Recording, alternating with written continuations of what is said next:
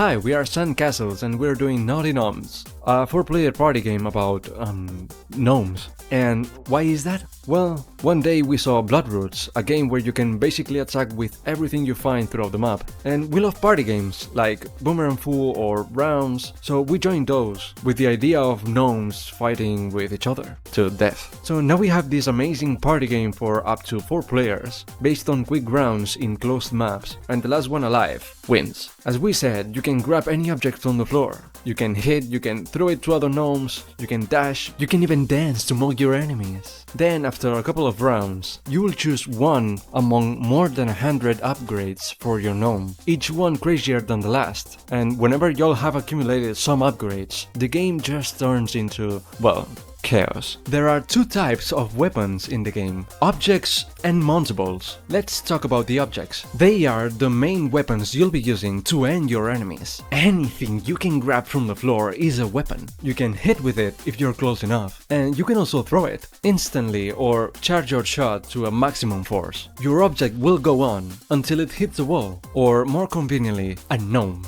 And the best part, throughout the game you'll find upgrades for your melee attack and your throw. You'll end up doing something like this. Wow, I don't know what's happening, but that doesn't look normal. Let's talk about the mounts. They can appear in all the maps with a smaller ratio of appearance than the objects, and you will also be able to make them spawn with some upgrade. If you grab a mount, you can hit with it like with the objects, and when you use it, you'll start riding it like a car, increasing your speed, and you'll keep moving forward until you hit a wall or a gnome. And yes, you can ride infinitely if you don't crash. Be careful, cause your enemies can break your mount and leave you exposed. Of course, there are some upgrades for your mounts, like Ghost Rider, in which you can ride through walls, or Nomicorn, our rarest mount and my personal favorite. Grab an airplane or a shark and try to run over your enemies. And if you don't have a driver license, well, that's no my problem. Let's talk about the dash. It is probably the most basic mechanic we could add to a frenetic game. How does it work? You just move forward in the direction you're facing. Not that complicated. It'll be useful for you to dodge projectiles or chase your opponents. Now, you're probably thinking, wow, it's so simple and straightforward. Oh no. No sir, there are upgrades that modify your dash. For example, being able to dash through walls, changing your dash to an instant teleportation, making it longer, or leaving an explosive mine. The thing is, we have been playing and testing some synergies, and it was quite messy. I mean, I guess we have to tweak some numbers.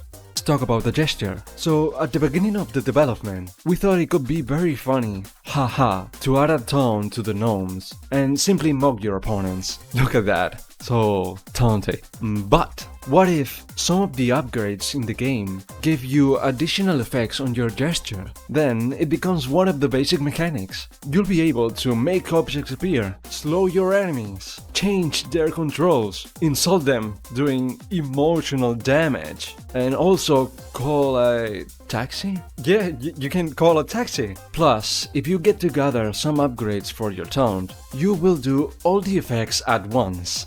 Wow, I think we could say that's a lot of tough going gnome right there, right? Let's talk about the upgrades. Upgrades are cards that will give your gnome new abilities. We did categorize them by how powerful they are, of course. You'll find common, rare, epic, legendary, and these are all the tiers for now. There's a wide range of upgrades, from one that gives you a bit more of speed, meh, one that allows you to do damage with your taunt, not bad, one that can create a huge, powerful and extremely generic energy ball, that's so cool, to one that gives you the ability to obtain the whole upgrade set of the gnomes you eliminate. Wow, it seems some of the best upgrades have an astronomic power. Make sure you follow us to know more about the game.